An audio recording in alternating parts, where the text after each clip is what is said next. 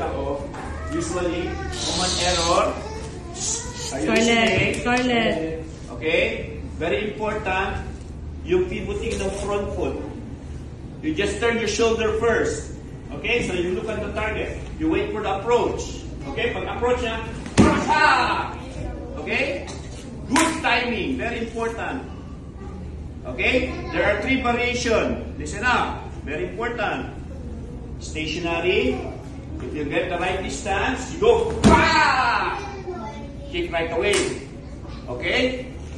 This one, fighting distance. Okay? You have to use your footwork. Alright? So you have to slide first. Slide, like that. Very important. Okay? That's number 2. The number 3 is long distance. Okay? Especially ginagamit to pagka kanya, pinuskip siya. Boom! Nandun na siya. Very far. You have to. Then, get out.